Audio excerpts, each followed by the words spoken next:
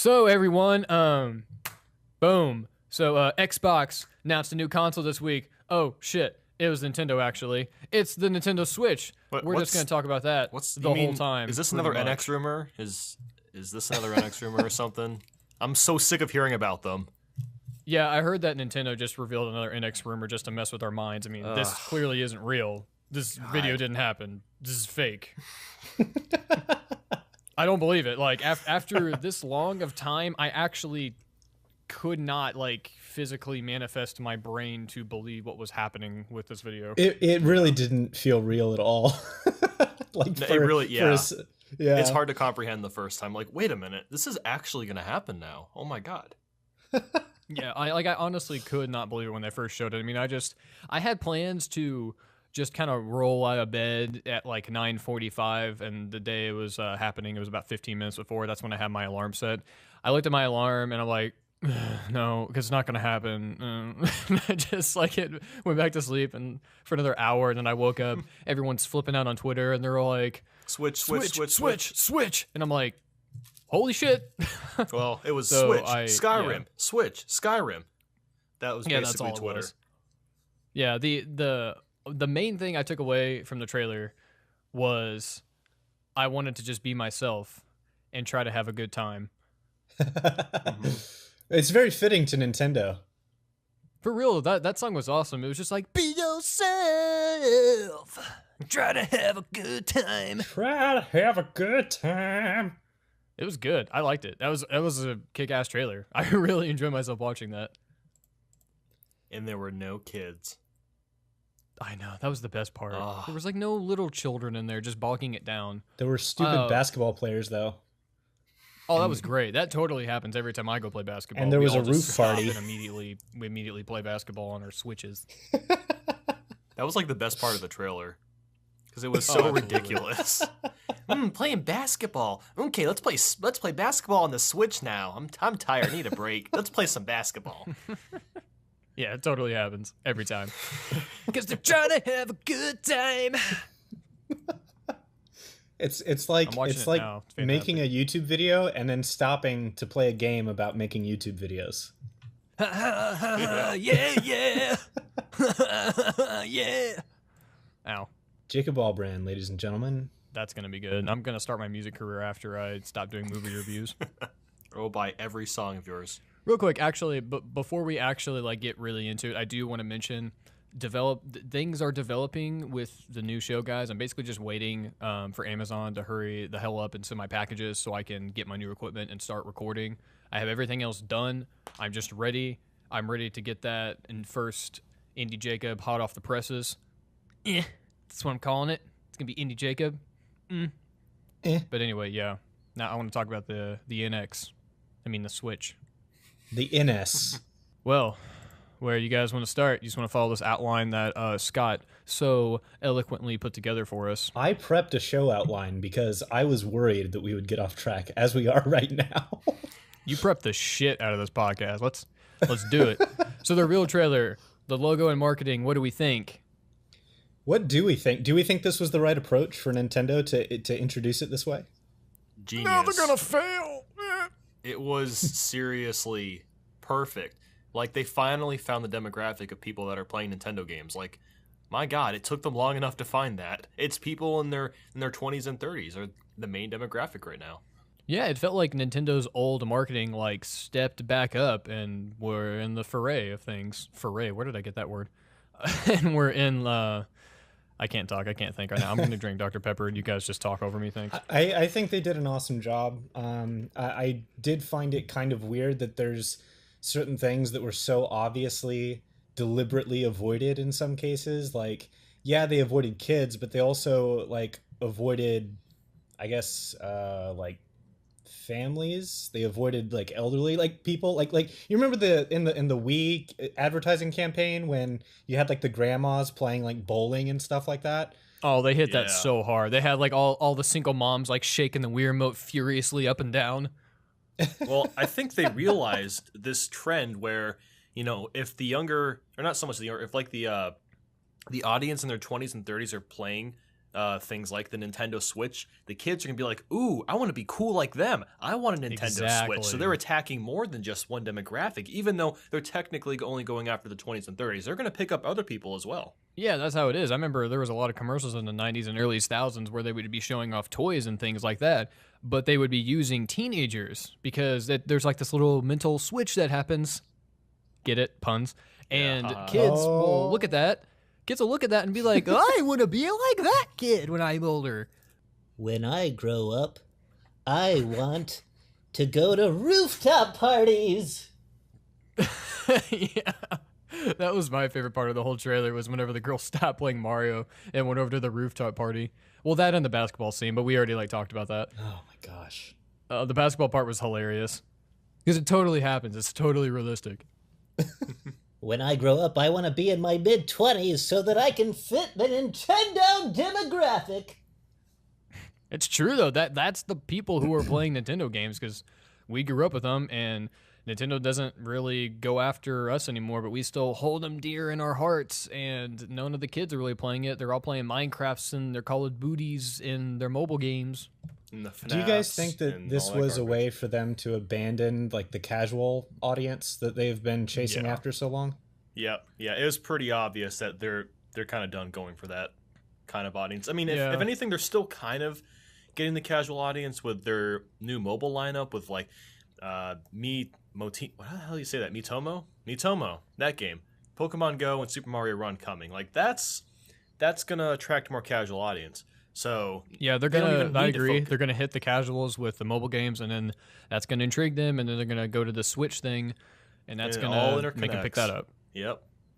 Do we think that motion controls are dead? Yes. I hope so. Unless for some reason they decide to make Wii Remote and Nunchuck compatible with the Switch, but I honestly doubt that's the case. I swear to God, don't do that. What I was talking about in the video I made on Saturday for Gamefinity was that technologically speaking, it is possible that they could make the old controllers from both Wii and Wii U compatible. But like, I'm guessing they won't, but I'm just saying, I think physically speaking, it is possible. I honestly just hope not, just because of all the bad press that the Wii U got. And no, I don't really want people to even associate this with the Wii. I just want people to move on from it. I would much rather people just go up and be like, what is this new thing that I can play at home and on the go? And I can also play like local multiplayer on the go. So like, I just want people to see it that way. I don't really want anyone to be like, oh yeah, that's that thing that the people who made the Wii U made. That was a sentence that came out of my mouth. That sounded like Donald Trump. Yeah, like I just want people to look at this new Nintendo and just keep Nintendo from 2006 to 16 out of their minds. It wasn't really in their minds to begin with, let's be honest. And everyone can just pretend that the Wii and the Wii U never happened for those who even remember it. So the actual controllers themselves, though, yeah, I think it's funny that they're called Joy-Cons. That just sounds like a sex toy. I mean, let's all be honest. And then those look just really kind of adorable looks like to play one with. too. Like, not gonna lie. Yeah, and then the Pro controller, it looks like a Wii Classic Controller Pro, which I'm on board with. I think that controller is really comfortable, but it looks like a weird mix of the Xbox One controller and the PS4 controller, which I don't hate.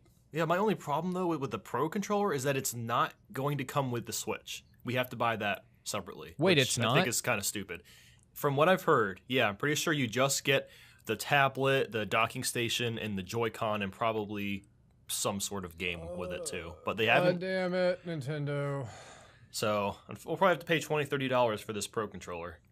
They did the same thing with the Wii U. It's like, no, don't stop shoving this shit at people. Let people have the option just right from the get-go. Like if you're just charge an extra $10 or $20 and whatever your manufacturing costs are and just bundle it in. Just give people that option from the start. To be fair though, we do have nice, beautiful buttons again, and that's what's going to be in the box. You know, we got a normal controller set up with joystick and buttons, which is what we freaking need and what we've been asking for a long time. So I gotta give them credit for that. At least it's not like throwing some weird, everyone says gimmick, but I don't really like the word gimmick, but still, like, it's throwing something that's not weird and crazy at you. It's like, hey, we're getting back to regular controllers again. And yeah, like the gimmick this time around is not an intrusive part of the gameplay. that's right. That's the most exciting thing to me. But the next exciting thing is the buttons. That's right. Everything old is new again with Nintendo. Yeah. No, it looks, the general consensus, what I'm seeing is most people think it looks great. You're going to have some of your naysayers that are like, I don't want this. I want motion controls. But I don't really care what you think. You know what? As far as the naysayers go, a lot of that comes to hardware, and I definitely want to talk about that later because I have a lot to say in that area. Oh, but, I know you do. But I want to say something about the Pro Controller real quick while we're on this, and that's that it's like a weird Frankenstein of a controller to me. I feel like they mixed in not just PS4 and Xbox One, but I also feel like it's a Wii U Pro Controller, but like just hybridized. It's got like the handles of the PlayStation. It's got the configuration of an Xbox controller, and then it's got like sort of some of the like shape and feel of the Wii U Pro Controller, I feel like. Oh my God, I completely, I have to say this really quick before I forget it. All the controllers are matte. They all have a matte finish. No more of that glossy That's bullshit. right. Yeah. Thank you. Ugh. Okay, continue. Sorry. Sigh of relief. The other major thing I noticed was analog triggers. So GameCube Virtual Console? Huh. No. Oh, don't say that. Come on. If they I just wanted want a it- quick and easy way to play Mario Sunshine again without having to hook up my Wii and look at that disgusting piece of shit. Just use a GameCube. That's what I use. No, because no. Yeah, GameCube is that's honestly I don't even have a Wii hooked up. Like, I own one, but I just use the GameCube if I want to play GameCube games. The only reason I don't have a GameCube is because I like the way the Wii makes GameCube looks. Or oh my God, I cannot talk. I like the way. I don't know the what Wii kind makes, of mix of words that just was. I just sound like I'm like drunk right now. I drink more Dr. Pepper. Oh. Okay, Hey. now what I was trying to say is I like the way the Wii upscales GameCube games and puts them in like a widescreen format. I So- just think they look nicer and they actually run GameCube games better just because of I'm not exactly sure what that's called, but whenever you first put it into the Wii, whatever that foam is, it like cleans the disc as you put it in. So yeah. I just think it looks nicer when you're playing it. But then again, I hate the Wii like with a passion, so I'm at this weird impasse where I want to play Paper Mario: The Thousand Year Door again, like so bad, and Mario Sunshine, but I don't because I just don't like that console.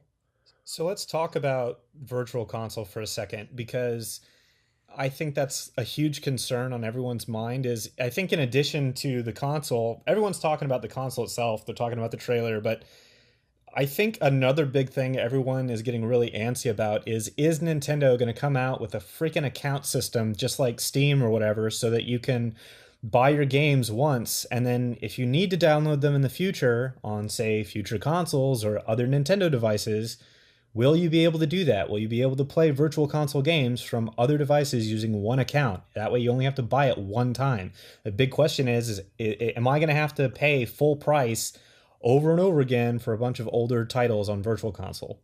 It's hard to even tell if they're going to do that, any of that, like to begin with, because I mean, it seems like there's such a huge departure from the Wii and Wii U brand. I wonder if they're just going to completely start over, get rid of the eShop and all that stuff. And I mean, they'll probably restart a Virtual Console lineup, but I still don't think it's going to surpass like what the Wii started to do, or especially not what the Wii U did with their Virtual Console titles. I mean, it would be very intelligent of them to do that, and it seems like they're listening to people on a lot of the other fronts. So I'm just hoping they carry that with the Virtual Console. That's probably just wishful thinking because it is Nintendo we're talking about here. So whatever I expect of them, they're not going to do. But then maybe they'll do it because I'm not expecting it because I did expect it. Yeah. I think that there's I'm hoping, right? Like, yeah, we don't know, and we wish and we hope. I'm really hoping that they're going to do that because, and I feel like with, this is an example right now for them in the marketplace, and I'm going to talk about this with hardware too, but they basically have to get this right. And I think everyone would agree with that. Like, if they want to stay in the hardware market, They have to get this console right. And so for that reason, I feel like when it comes to Virtual Console or eShop or basically any opportunity they can, if they have an opportunity or some way to easily get online improved and that sort of thing, they just they have to take every opportunity they have right now. And so I on the one hand, I'm not exactly expecting them to implement an account system like that really soon, but I'm just not going to be surprised if they do, because I do feel like as far as hardware is concerned and home consoles and their future as a hardware company, they're just pushed into a corner right now. I still feel that Yeah. ideally, if they wanted to perform really well online, they should have some sort of cloud service where they offer, like hundreds of NES, Super Nintendo, and 64 GameCube games, and you pay like $10-15 a month for that. It's something they're not going to do. That's what I'm wondering if they're but going to do. if they did do that, I mean, just wow, they would. They're literally going to sell like millions and millions of consoles if they do something like that. This is an opportunity for them to introduce streaming too. Like they could start a game streaming service at this point. I mean, that's basically what that would be. It would be streaming games through the cloud service. Yeah, like PlayStation Now. Yep. Yeah, like I would love for them to do that. And especially with their older games, you got to think that's not going to take a lot of horsepower to run any of those, or like a lot of server space either. So, I mean, you could easily stream NES, SNES, probably even N64 games, or even Game Boy games with virtually no latency. I mean, I'm assuming that is if Nintendo actually puts forth the money. But I know PlayStation Now does that. It could even run like Netflix, where it'll have some games up for a while, and then they'll, take them down for a little bit, and then eventually put them back up. And that'll encourage people to continuously check up, see what new Virtual Console titles are on the lineup that they can try out.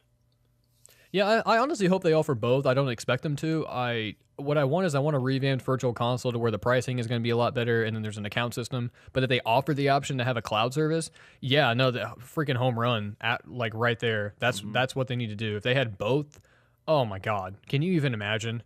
Can you even imagine how unstoppable they would be? This is what I'm saying. If they had all of that plus all the third-party support that they're talking about, just shit. Like Nintendo, you have like a gold mine in your pocket, in your pants. Come on. Mm-hmm. Oh well, yeah. We kind of touched on the the hardware so far and the aesthetic of the console and everything.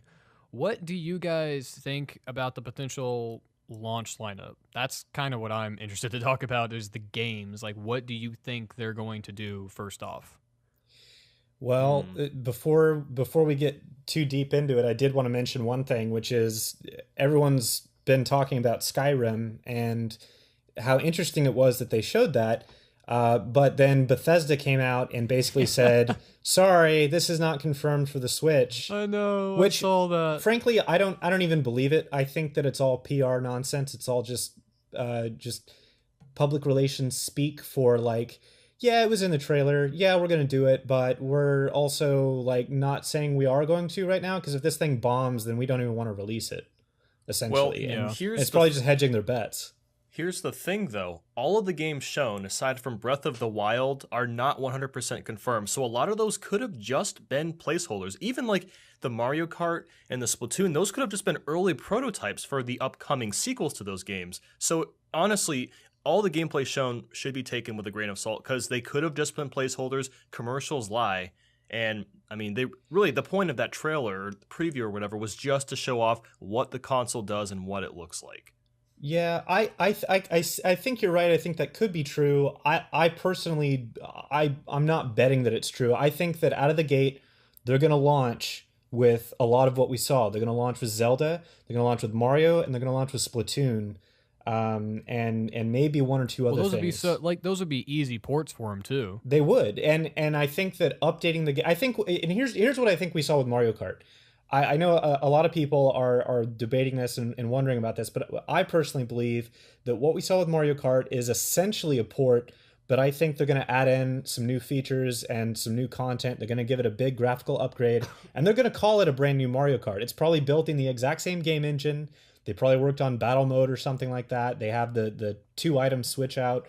Get it? Switch. And oh God, so good. Oh my God. And so I think they're going to call that a brand new Mario Kart game, even if it's very similar to the Wii U version, because the thing is the Wii U has sold so poorly that if this thing explodes, there's going to be so many Wii U titles that they're going to get to bring onto the market that a lot of people never even touched. Well, the best part about this whole scenario is that there are more views on the Nintendo Switch trailer than people who own Wii U's. Yep. Yeah, that just broke today, I believe. That's right. Yeah. That's true. I never What is thought there, about like that. 17 million views on it already? I mean, this Yeah. thing exploded out of nowhere, which is good to see because even if you disagree, Nintendo clearly made an impact like on the market. They which seem is to do that a good. lot, like randomly. Like Pokemon Go this summer, and now the Switch. Yeah, no, they're capitalizing on the right time. I'm glad. I honestly wish they announced the Nintendo Switch like a few months back whenever Pokemon Go was so big. Yeah. But Yeah. you know, I don't know. I still think that they did a good thing by waiting. I mean, as much as I hate to say it, because people were to the point of wanting to just kill each other because they just wanted to see what the damn thing was. And I was at the point of complete apathy. Like, I did not give a shit what it was, and I was just happy like that they finally said something on it. And I've gotten to the point now where I've watched the trailer a few times to where I'm like, okay, I'm mildly excited for this thing now. I'm still not gonna buy one until, like I've said before, unless I get an F-Zero Diddy Kong Racing 2 or an actual Mario 64 or Sunshine sequel. But I'm excited for everyone else nonetheless because it looks like Nintendo has listened to Can I all the bet- feedback. Can I bet $20 right now that you're still gonna buy one regardless? No, on. like honestly, I'm Bet not. 20 Like bucks. they've $20. I'll give you $20 if you don't. okay. Deal? You- Okay. we can make it Dude, higher if you no, want. he's just gonna wait. Like he's gonna wait a little while, and then you're gonna give him the $20, and then he'll buy one, and he'll Yeah, get no, I'll put that $20 $20 off. No, he's gonna forget about our bet, and then I'm gonna remind him when he buys one on launch day because he's Just gonna give see me all my the new coupon games. already, Nate. No, I mean, I am honestly sticking to my guns about that because those are 3 games I've wanted since, like, 2005, and I haven't gotten, and it's been depressing, honestly. And there's obviously a demand out there for all of those games. I would say Diddy Kong Racing is the one that has the least amount of demand for, but people clearly have expressed their interest in having a Mario 64-like game again, and an F-Zero game. Yeah, And I don't want F-Zero and Mario Kart 8 to be that. I think that with the launch, and think about this, the March 2017 launch date for this, I think a lot of that had to do with them getting the launch lineup of games ready. And I'm convinced at this point, especially because we saw it in the trailer, that they're going to launch with not just Breath of the Wild, but they're also going to launch with essentially a Mario 64 Sunshine soft reboot type game. And so they're going to have Zelda and Mario as launch titles. I'm predicting this. I know a lot of people think, no, they're going to wait on Mario. We only saw a tiny little sliver of Mario. That could have been a tech demo. That could have been this. But no, I'm convinced at this point. I don't think they would show it in the trailer if they didn't have it ready, basically, or That's very why very they close delayed to it. ready. They were actually going to show off the Nintendo Switch in September, but the new Mario wasn't running properly, so that's why they delayed the preview until a couple days ago. Is that right? Yep. I didn't even hear about that. Yep. I didn't hear that either. So Nate's got, yeah, Nate's got that sick journalist insider info for the Digicast. Yes. I'm always there for you.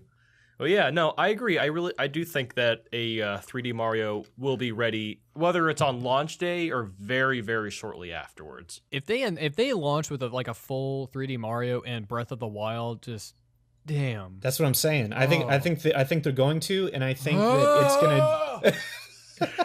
I think it's gonna explode, man. I really do. And we got Splatoon. Splatoon was a good seller. It's a really strong new IP for them, and I think they're gonna be pushing that as well. So I think that at launch lineup for first party alone, this is gonna be super strong. Yeah, especially if they have a sequel to Splatoon ready.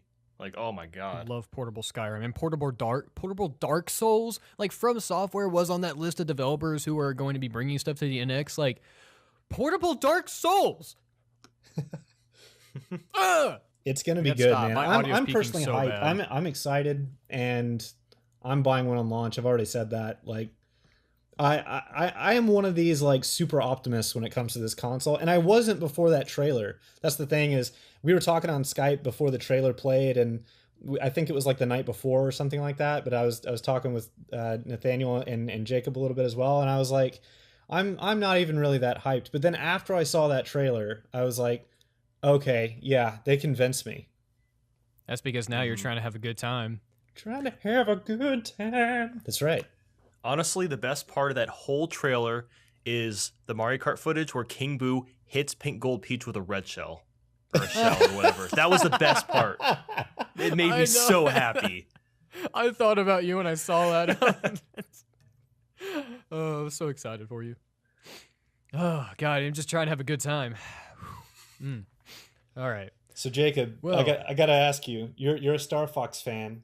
What do you think is going to happen with Star Fox after the calamity that was Star Fox Zero? Do you think that we're going to see Star Fox on the Switch soon?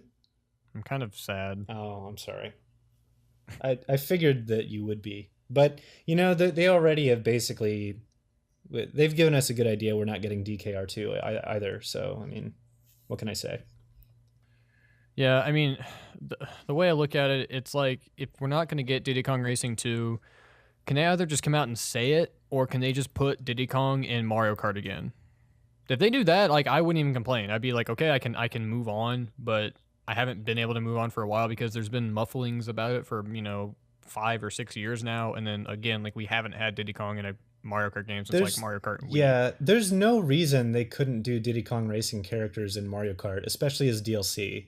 Like, yeah, I mean, like, perfectly. Financially, Diddy Kong Racing is probably not going to make them a ton of money, and I know that. Like, it's not going to sell gangbusters. The first one was popular, and the second one probably just has legal issues surrounding it, and they don't really know, like, who else to get for the roster, and I totally get that. It's just one of those things where it's like, if you're not going to make a Diddy Kong Racing 2, can you make Mario Kart, like, open world? I'd be all into that. That's fine. Yeah, honestly, they kind of need to do something like that for Mario Kart 9, because we're getting to the point where all the Mario Karts are really starting to all feel the same. Like with Mario Kart 8, they did the anti-gravity, which was cool, but it really didn't change the gameplay or really anything about the game too much. So Mario Kart 9, they're going to have to do something in terms of innovation. And whether that be bringing back mission mode from Mario Kart DS, or really expanding on battle mode, or doing something like Diddy Kong Racing. There's a lot of things making me cream my pants this episode. We need to stop. This is bad.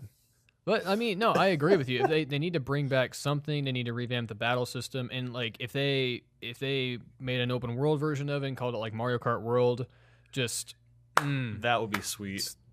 That's it right there. You can have that's a free idea, Nintendo. I know you've probably never thought about that. Yes. So, but yeah, okay, Star Fox. I mean, I like Star Fox Zero, as I've said before. Don't get me wrong. Like, it's not a bad game. It's just, it's one of those things that I try to love and I can only just like, and that hurts me. Those are the worst types of games too. Whenever you want to love the thing like so much and you just can't, and I hate that. And that's why I'm so happy that I do truly enjoy playing Paper Mario Color Splash, and the more I play it, the more I like it, because the more stuff unlocks, the more things you can do. Like, I sent Scott a picture today where I was facing the rock, paper, scissors wizard in the Rochambeau Temple, and it was a toad with just like a big rubber glove, like, hand on top of his head, and I was laughing for like 5 straight minutes about it. It was fantastic. I want to see more of that. More weird, quirky things, and I'm getting that with Paper Mario, and I'm happy. Like, if you haven't gotten that game yet, like, please go give it a try. I can tell you that the Rock Paper Wizard is worth it. It's worth the $60 price tag. Jacob, for a second, I thought we were going to get through an entire podcast without you talking about Color Splash. No, like, I have to talk about DKR2 and Color Splash. Like, it's required. Like, you haven't talked about real-time strategy yet, and I'm shocked you haven't. Well, I could talk about it. What do you think about that Pikmin 4 coming to the Nintendo Switch? Yeah. Well, some people think that Pikmin 4 was just that DS game they came out with. But I was just, I tweeted earlier today that I really want Halo Wars 2 to come to the Switch, because I think that would be super legit. But it won't happen, but, you know, like, maybe Halo Wars 2 on the Switch might become my DKR2. Who knows? That'd be pretty cool if it switched over to Nintendo. It'd be awesome if it did. Yeah. Nice pun. I have sweet puns. Well, let's just go down, because I think we're just going to start humming oddly if we don't. So what do we think about local multiplayer? Like, the idea of portable local multiplayer. Oh my god, it's so cool. Like, actually bringing a full console experience anywhere you want, and you can play with people nearby you. Wow, that's awesome. That's all I can say. And the world needs it. Everyone, we need that. Usually here's where I'd be snide and snarky and be like, well, the Vita brought that on, but no one bought it. But Nintendo are the freaking masters of handheld gaming, and I'm so happy that they're just blending the two together. I honestly hope they don't ever make a console or a dedicated handheld again just to make these integrated devices, because this is their strong point, is handheld and making really unique console experiences. Like, just put that together, have Pokemon and Zelda and your Mario Party and your Mario Kart and your Paper Mario and your other Mario bullshit, and have Metroid just all on the one console. Just one thing that you have to buy. I do not You don't want have to buy all this Mario other crap, Party just on one. a new console.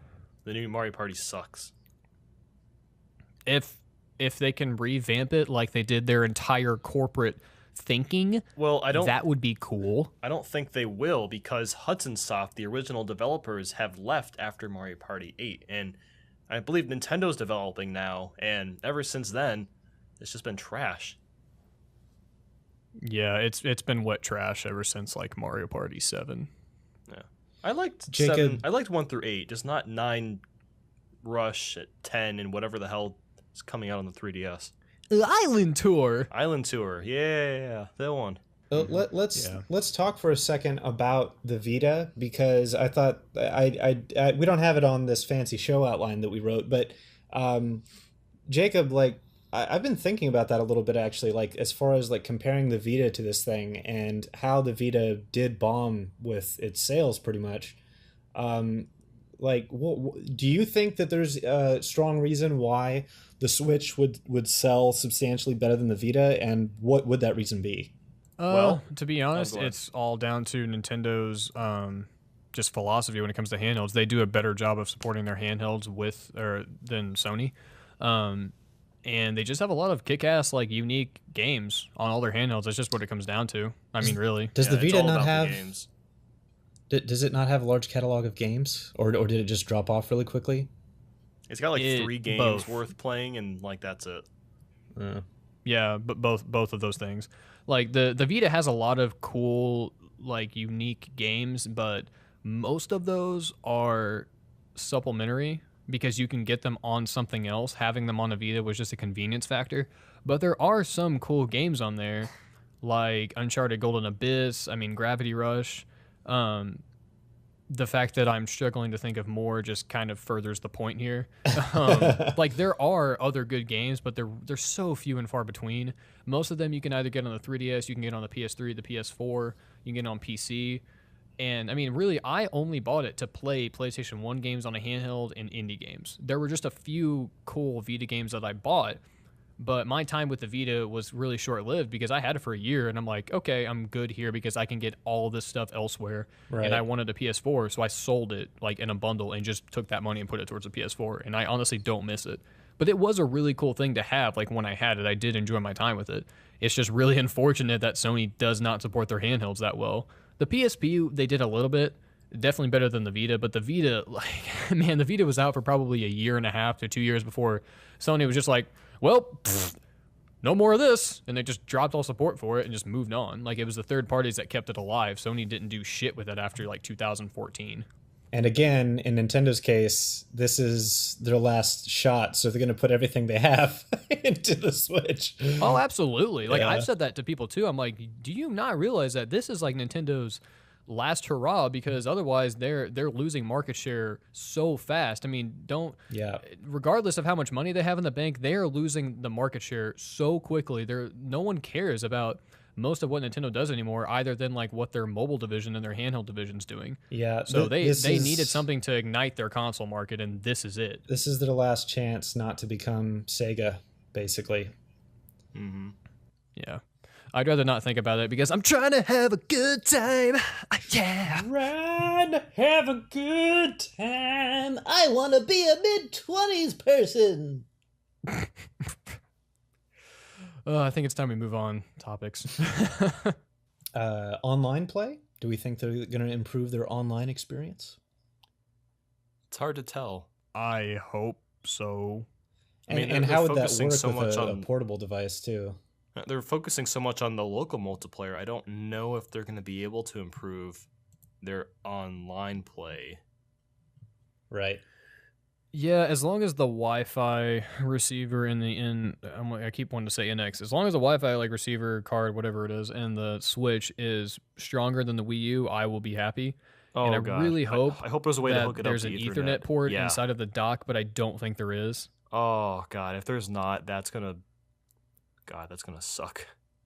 Yeah, that's the main thing I'm hoping there is. Like I just want an Ethernet port. The Wi-Fi receiver can just be moderate to average on the handheld device. I'm not going to be too upset about that.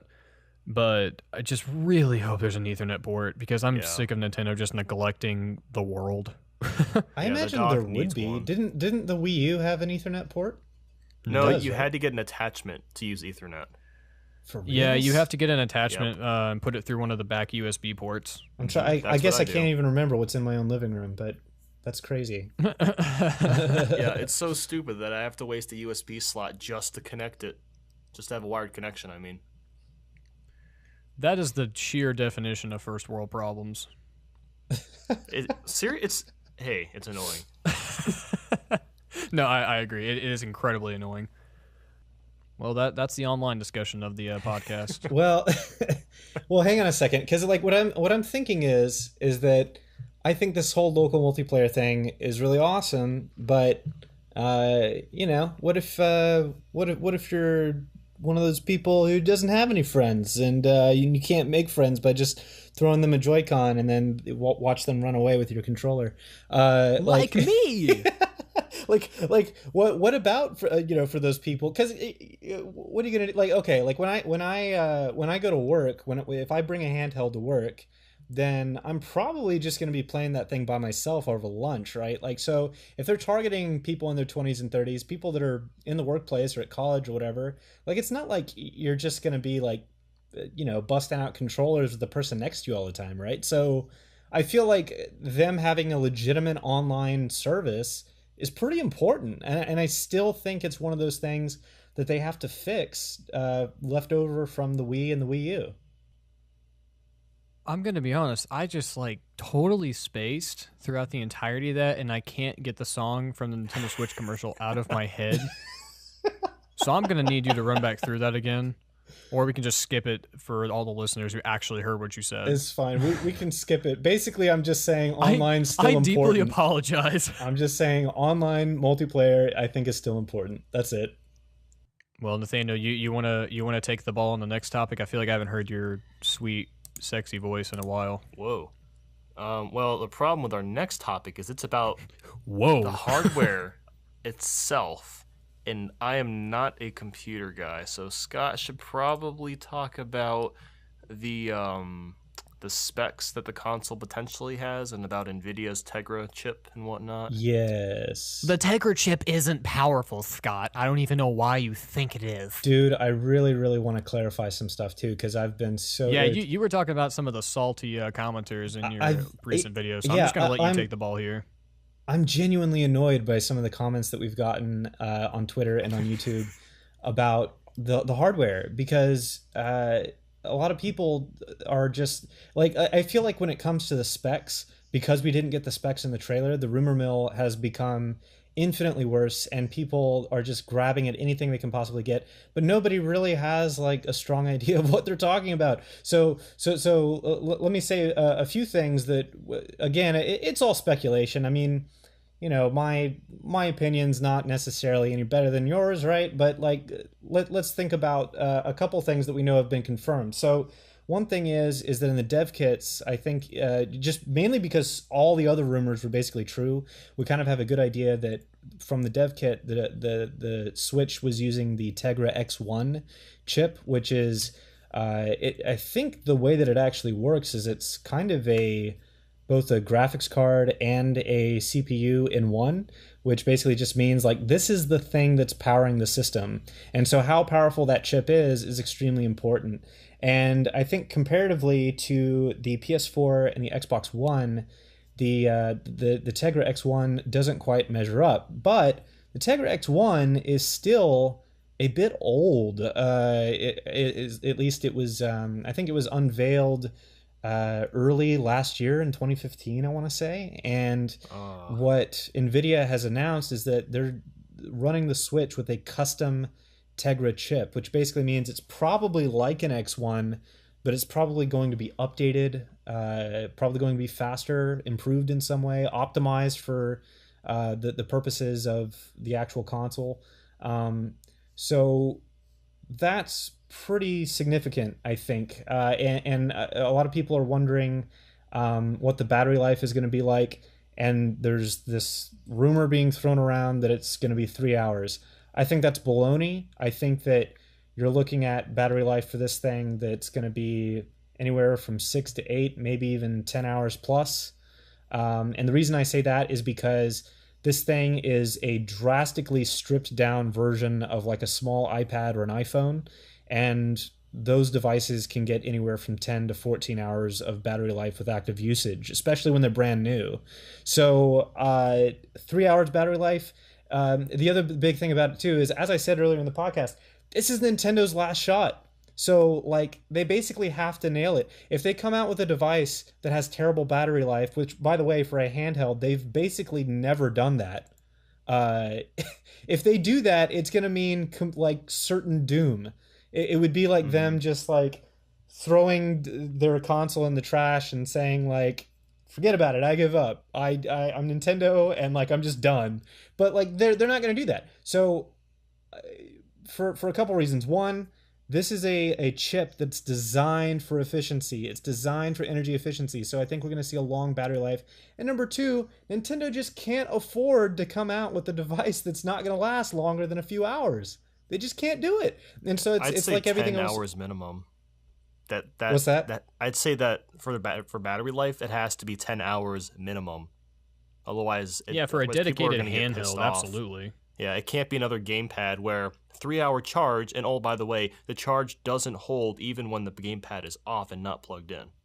Part of me has to wonder too if this was their plan all along and not just what the like from the feedback they've gotten in the past few years. Like, was this what the Wii U was supposed to be? And then they were like, yeah, that architecture is not going to work here. The technology's just not there yet for an affordable price.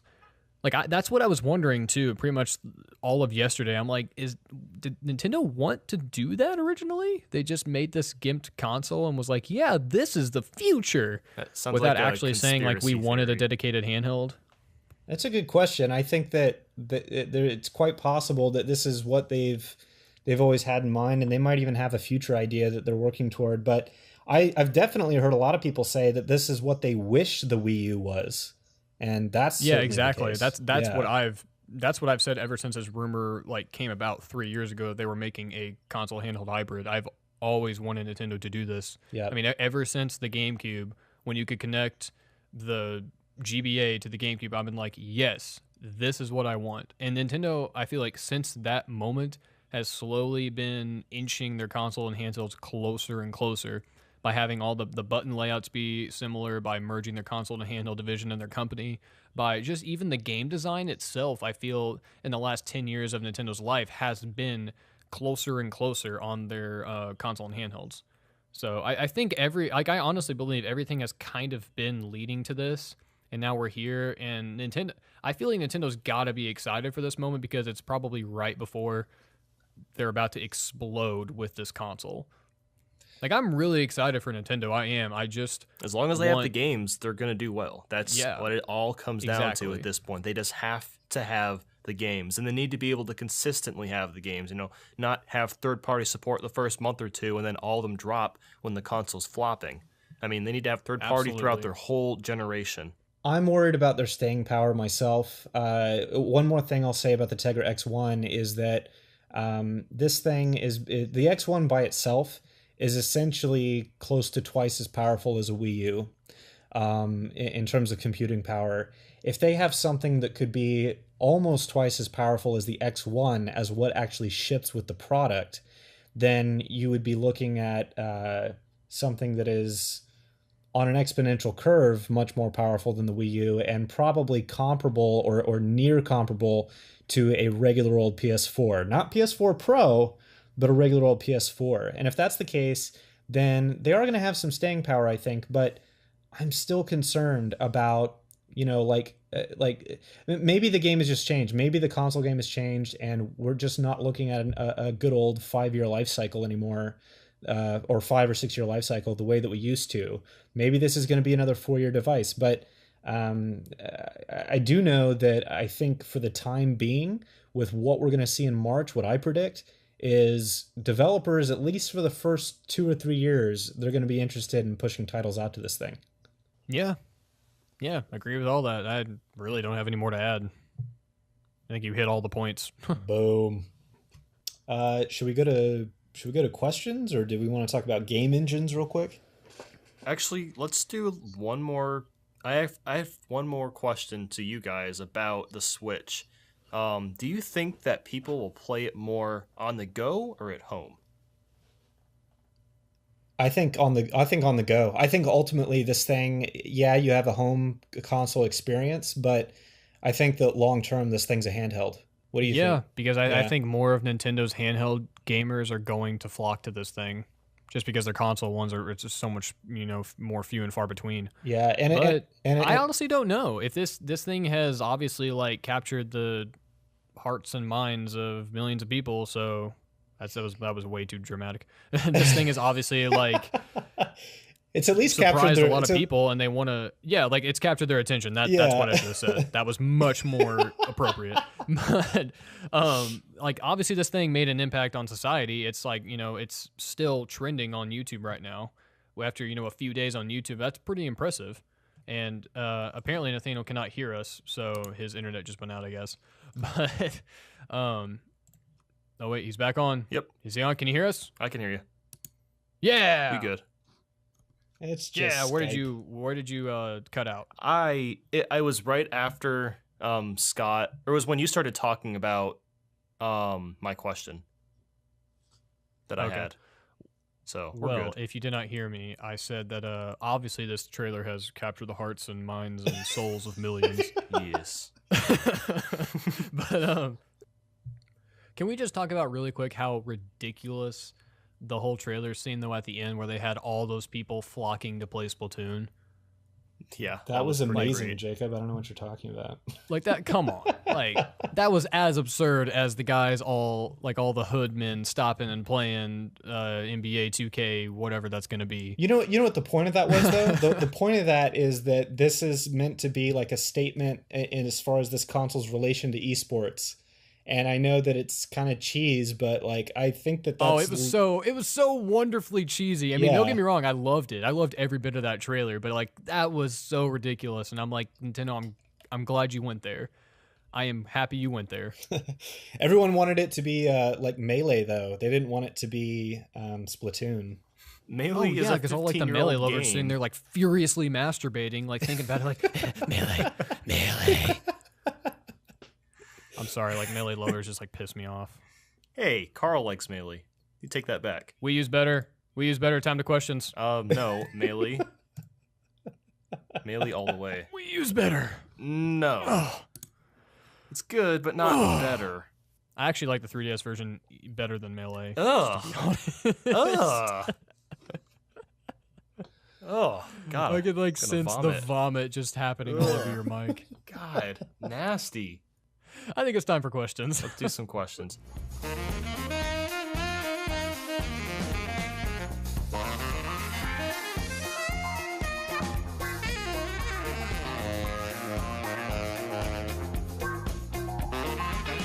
Okay, and we're back. So we got one here from Matthew S, and we got another one from Sloopy J, our two regulars here.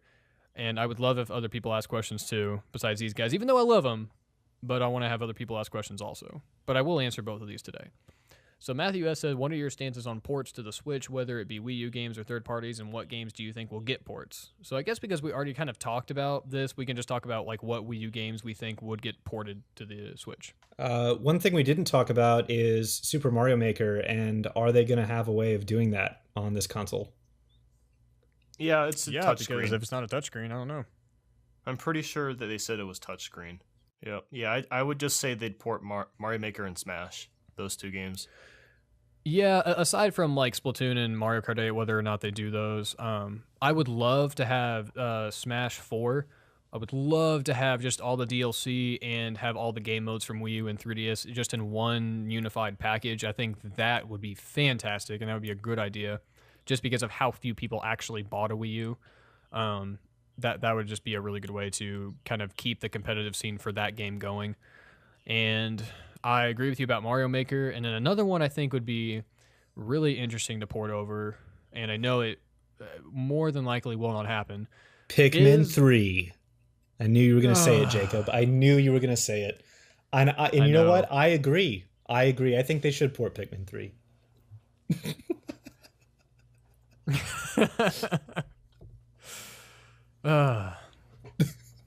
Are you done? Yeah, I'm done. Go ahead. What were you going to say? Okay. I was going to say, this is totally random, but Lego City Undercover. Oh, yeah, for sure. I know no one's going to probably agree with that, but if they can slightly retool that game, I just think that'd be another really cool open world game to have, and it'd be great for kids and adults alike, and it'd just be a cool family game to have. One thing you know for sure is that there's going to be a kajillion Lego games coming to this thing, though. Like, no doubt. Yeah, but like if they don't bring Lego City Undercover, like at least bring a sequel or something. Keep that world going, or make another original Lego game, because I am so tired of playing Lego games that are attached to properties. So that would just be really neat, in my opinion. So that's all I got.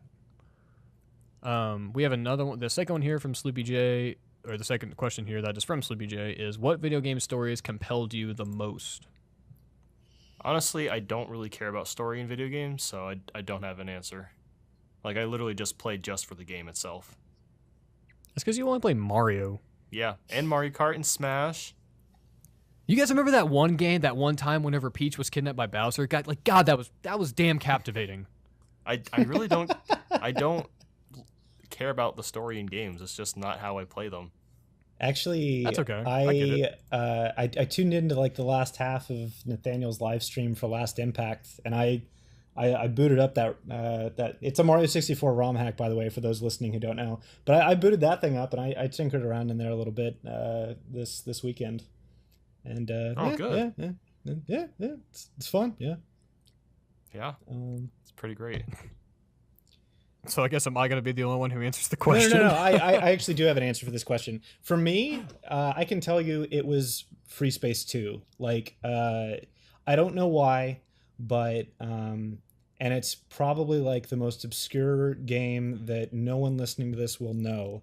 But like, what I would recommend is number one, if you like space sims, it's a classic, and it like just did so much for the genre. And number two, if you do like that genre, just go like download the game off of GOG and just go play through it.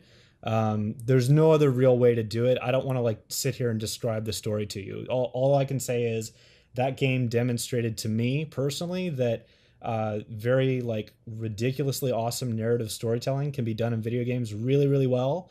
And this was, man, that was released back in 1999, I think. Super old game at this point, but it teaches you a lot. Especially if you want to be a game designer, it teaches you a lot about storytelling in games. And if you go and you look at how you can do mods for that game and create custom levels and all that, and you can create pretty much any experience you want there. That was a huge one for me. But yeah, I'll let Jacob answer. I mean, I kind of agree with Nathaniel to a point, and the fact that like there's a lot. I'm kind of running through a lot of the games that I love, and most of them honestly like don't have much of a story. So I get where he's saying. I get where he's going with that, because like I also play a lot of Nintendo games which aren't exactly known for their story, but more their gameplay. But a few of the ones that I did think of are obviously Kingdom Hearts. Like as a whole, I love Kingdom Hearts to death, and like Final Fantasy 4, 6, and 7 all had really captivating storylines. A lot of just Square Enix games in general I flock to just because of the themes of their stories. But something that's really random is one story that has always been really compelling to me, but I cannot get into the game, and it really is infuriating, is The Legend of Zelda Majora's Mask. That story as a whole, I'm so interested in, and I'm so like sucked into that world, but I don't like the gameplay mechanic of that game, about like the whole 3-day system, and I can never get on board with it. I've beaten it one time, and it drives me insane because I want to continuously play that game over and over again just because I like the world building and I like the story so much. Yeah, I guess if I were to say, I do like the Zelda stuff. Like, I played through Ocarina of Time. I'm going through Wind Waker really slowly, and I do enjoy the story in those games. So I guess I know it's not that compelling, but it's the most I've ever really cared about in terms of story for a video game. Majora's Mask is so impressive to me in that way too, because like when you think about it, that was back when we didn't have detail or like expressions or any way to really express so many different things in games the way that we do today. And yet Majora's Mask does such an amazing job at conveying Oh, atmosphere so and good. mood. And yeah, it just, and it's also one of the more like mature, dark sort of Zelda stories. It's so interesting. Yeah, it's a very like captivating, interesting game, and like again, it just pains me to not love that game because like that story, I mean, completely sucks me in. I mean, every time I pick up Majora's Mask, I play it straight, and I will not stop for like 2 days, and then I'm at the point where I'm like, okay, I'm not into the gameplay here, and I have to stop. And every time it like rips my heart out, and I hate it because like you were saying, it's so interesting and different and amazing because that game came out in like what 2000, and it told that good of a story. Which also Yeah. kind of it tells you that like Nintendo can do storytelling and they can often do it well, even in Mario. But like a lot of the time, Mario just doesn't have any depth because I guess it doesn't Oh, need it. But oh, I just thought of another one. Earthbound. oh, Yeah. absolutely, absolutely, yeah, that goes How did without I forget saying. that? Oh, and with that happy note, I'm gonna stop now, I think. Come on, Reggie, give us Mother 3! So, Nathaniel, if the people like your sexy voice, where can they find more of your stuff at? Because you do internet things, and they should know about them. I do internet things. Just look up Nathaniel Bandy on YouTube. I make really, I guess, interesting, strange Nintendo content like top tens and all sorts of other experimental shows. And on Twitter, Nathaniel Bandy 1, and on Instagram, I believe that's just Nathaniel Bandy 1 as well. I post stupid stuff on Instagram. I post garbage on Twitter. It's pretty great. And Mr. Indie developer Scott Lee, that we also have on this show, who graciously comes here. Where can they find you? Well, thank you for having me. ScottFreeCapital.com. By the way, the video game that I'm working on, it is a lovely, wonderful real-time strategy game. Jacob especially is so excited about it. And if you go to ScottFreeCapital.com, you'll be able to follow updates about it there. It's coming off hold, and I'm going to be continuing progress on that project starting in March 2017, not coincidentally around the time that the Switch gets released, which is interesting. And you can find me on Twitter as well, at Scott Lee or at ScottFreeCap. Yes, he will be switching on his development again. That's So- right. And I'm hiring a part-time Unity developer in all likelihood. Part-time work, Unity experience, C#. If you know anybody, send them my way. There's a contact page on the website, and you can also email resumes and contact info. No vulgar pictures, please, to Scott at scottfreecapital.com. Which means send them every Rule 34 picture you can find. Please do Every not. one. I will make recommendations to you all. Business just talk to inquiries me on only, Indie Jacob please. on Twitter. Yes. If you need any vulgar pictures, message me on Twitter at Indie Jacob. That is my transition. And I'm obviously here on the Digicast channel. And if you guys have any questions or anything at all about the new show, please do not. I almost said do not message me, but I meant to say feel free to message me about it. If you guys actually, here's something I want to mention. If you guys do want to hear an update video about things, I'm interested to see if I should or not. Right now, I'm not going to, but if you do want to hear an update about everything that's been going on, just drop in the comments or message me on Twitter or something, whatever. My door is always open. My metaphorical door is there. So kick it open and yell at me. And with that, I think we are good.